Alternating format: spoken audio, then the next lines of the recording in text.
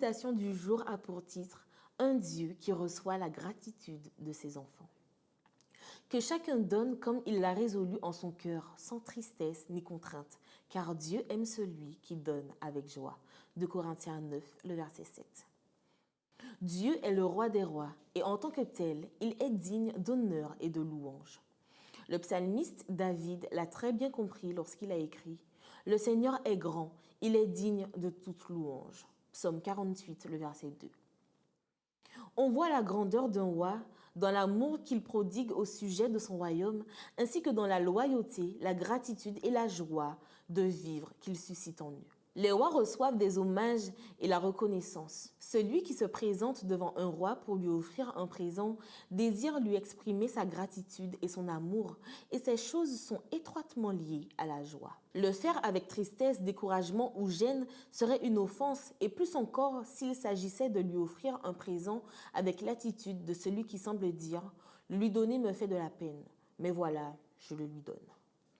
En tant que grand roi, reconnu sur toute la terre et immense en gloire, honneur, pouvoir, majesté et domination, Dieu attend de nous, ses enfants, que nous lui donnions avec un cœur joyeux. Cela veut dire que, pour lui, le motif et l'attitude avec lesquels nous lui présentons nos offrandes sont très importants.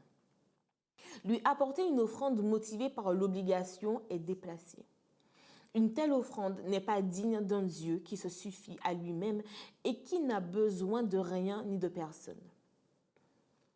Il est aussi incorrect de lui rendre hommage sous la pression ou l'influence d'autres personnes.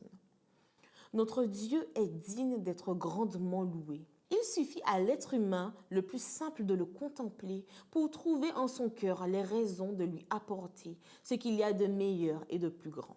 Ainsi, les hommages que nous lui rendons doivent venir de notre cœur. Il est surtout incorrect d'apporter nos offrandes au roi des rois dans la tristesse. Sa présence est porteuse d'une profusion de joie et si nous ne vivons pas cette joie, c'est parce que quelque chose nous manque ou parce qu'il y a quelque chose que nous n'avons pas bien compris. Dieu est le Dieu de l'espérance, de l'avenir glorieux, du salut complet et parfait.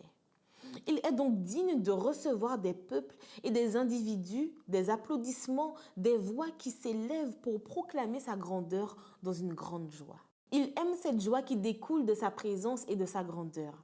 Et il est si bon qu'il la reçoit avec plein d'amour pour ce donateur joyeux.